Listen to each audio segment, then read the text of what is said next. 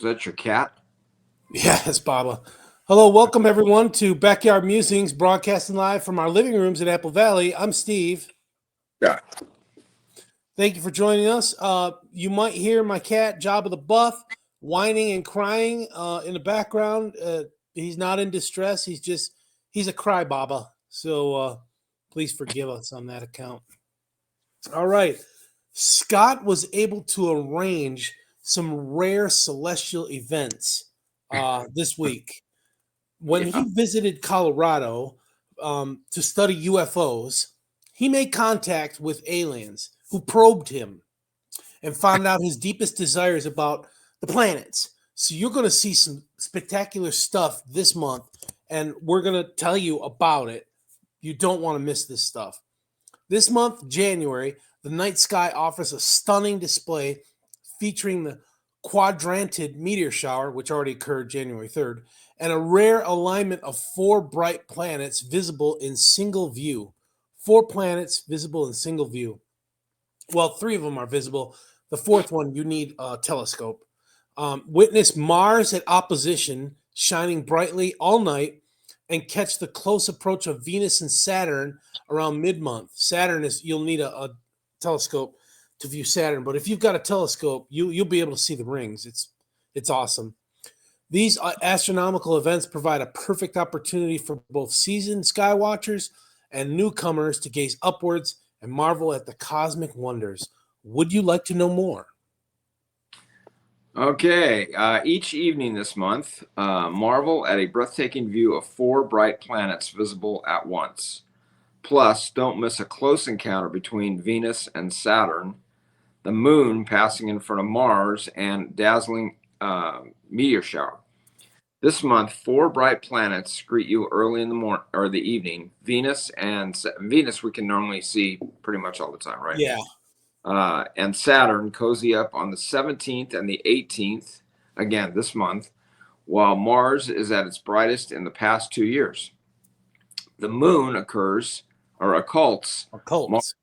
occults Mars for those in the U.S. and Eastern Canada, our 51st state coming up on January 13th. Plus, the quadrantid meteors peaked on the morning of January 3rd, which was a few days ago, before dawn. Let us know if you saw these showers. Yeah, leave it in the comments if you saw the quadrantid. We'd like to hear it. Yeah. And the slide that you're looking at now is about the occult of Mars. All that means is it's going to pass behind the moon. So you'll see Mars coming along, the moon's right there, and then boom, it'll pass behind the moon. And then so you've got these cities here in red, when it will disappear, and then when it will reappear from around the moon. And depending on where you are, like Salt Lake City, that's like mountain time, that could be Vegas time. San Diego, of course, would be Pacific time. Chicago, that would be East Coast time. Yeah, and this is not going to be like an eclipse, right? This is going to be No, just a star or a bright light disappearing for a bit and then reappearing. yeah, and it's a rare occurrence and it's pretty neat. Like I said on a previous show, I've watched Mercury transit across the sun while I was in Iraq, and that was really cool. And this Mars is going to transit behind the moon, and so if you've got binoculars, pull them out because later on we're going to show you in another slide when Scott arranged for these planets to line up, you'll be able to see easily see three planets. Get those binoculars out, you'll be able to see Jupiter with its four moons. You'll be able to see Jupiter anyways. And you're And going to have some patience with us too, right? It's not going to be something that's just going to happen in a flash. It's right, going to be a it'll process. be all night, and of course, as the Earth rotates, the planets will appear as if they're moving. But we all Yeah. know the Earth is not flat; it's round, it's spherical, and it rotates. And so most of us know that. Right. And It's flat. there's Fortunately, it's flat where we stand for most of us. So So there is a app that I want to direct your attention to. It's called Skyview, and I'm gonna put it right here. I've got Skyview Lite and I've got Skyview, and these are really cool because when you click on it, you just aim your camera up to wherever, and it shows you what's there, what constellations are there, and My grandkids had that on their iPads. yeah, the iPad too. It's pretty cool. You just and it shows. It'll show the constellation too. Once you hit on a star or something, it'll show the constellation. It'll name it and everything. Yeah, Um, pretty cool. yeah, it is really cool. All Other right. than going out in the middle of the desert like we used to do in the old days, when it was dark, real dark, and then having somebody point up there and say, "Yeah, that's Cassiopeia," or "That's Yeah, you'll be Emperor." able to do that yourself. Yeah. Yeah, So highly recommend you get that app on your phone before you start looking at this so that you know exactly where they are. Okay, the first one, January 13th, the moon occults Mars. For sky watchers in the continental US and eastern Canada, the moon will appear to pass in front of Mars that evening.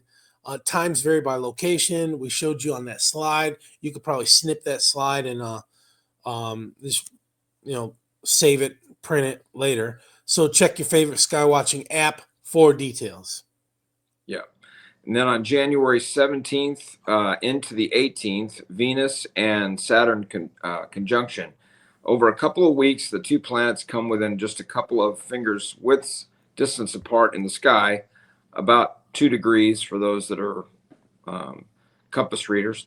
They're at their closest on the 17th and the 18th. So pretty cool. Yeah, and don't be concerned. They're not going to crash into each other. We are three-dimensional, so Saturn is way out there. Yeah. Venus is really close. Yeah. So they're just going to appear to be next to each other. They're not going to crash into each other. They're not going to be gravitational pulls and that kind of stuff. Yeah. I was saying earlier, we can see Venus.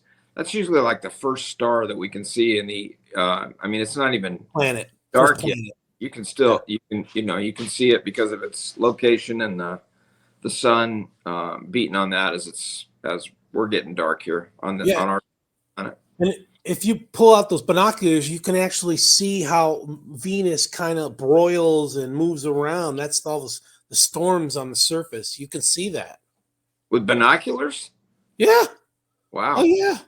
I've never done that. I've looked through some friends' telescopes before, but I've never used binoculars. That's cool.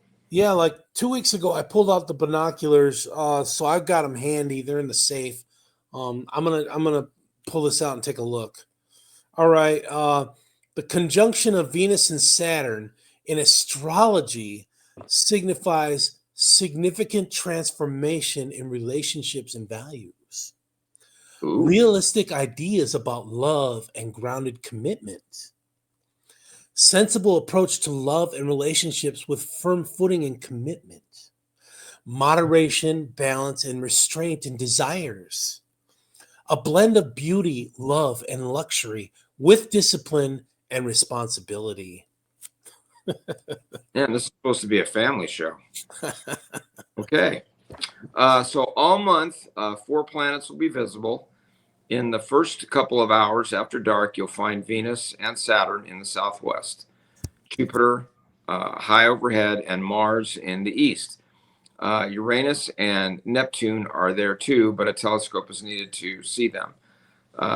Planets always appear along a line of the sky through the alignment, though the alignment isn't special.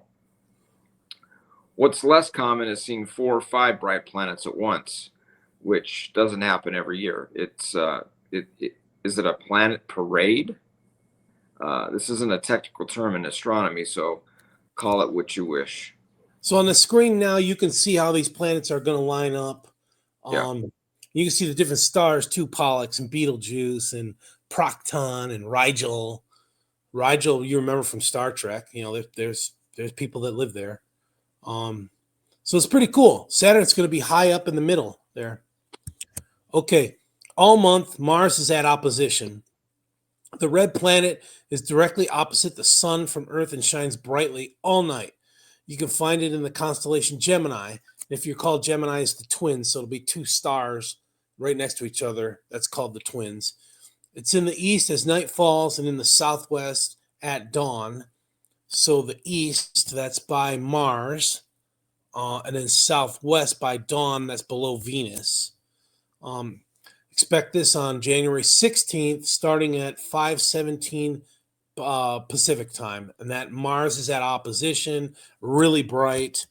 I remember back in 2003, Mars was at perigee, or was it apogee? Its closest point to Earth, and my son and I were in the Big Island of Hawaii, and we got to see this. We went to an observatory way at the top, Mauna Kea, and we got to see it, and it was pretty spectacular.